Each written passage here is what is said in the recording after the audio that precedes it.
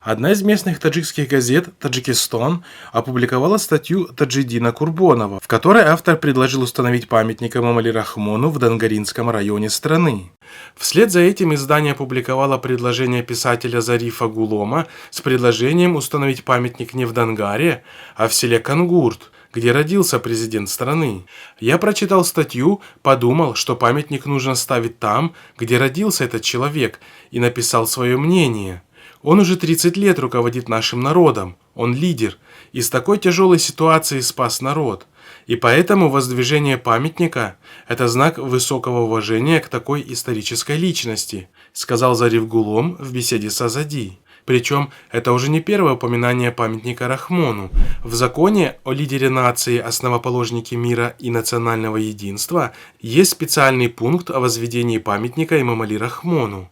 Памятник должен быть возведен после смерти лидера нации в столице Таджикистана и в регионе, где он родился, гласит закон.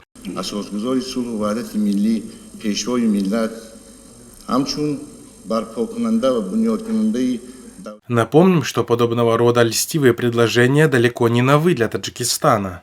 Так, в сентябре этого года бывший вице-спикер таджикского парламента и экс-посол Таджикистана в России Абдулмаджид Дастиев предложил переименовать одну из природных достопримечательностей республики – озеро Искандер-Куль в Рахман-Куль. Следует заметить, что тренд по установлению памятников живым диктаторам существует в нескольких странах постсоветского пространства.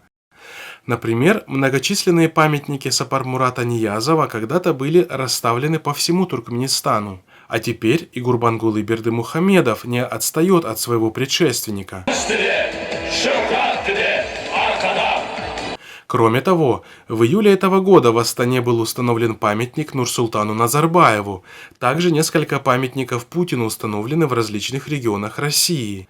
Таджикский юрист Шакирхон Хакимов считает, что в условиях, когда культ личности распространяется все больше, реализация таких предложений возможна. К большому сожалению, между чиновниками сейчас идет своего рода соревнование. Кто больше польстит первому лицу в государстве? Каждый из них хочет привлечь внимание к себе любым способом, каким только может, своими подобострастными инициативами. Кто-то пишет хорошую песню, кто-то пишет хорошие стихи или сочиняет небылицы об этой личности. Все это превратилось в нехорошую тенденцию, отмечает Хакимов.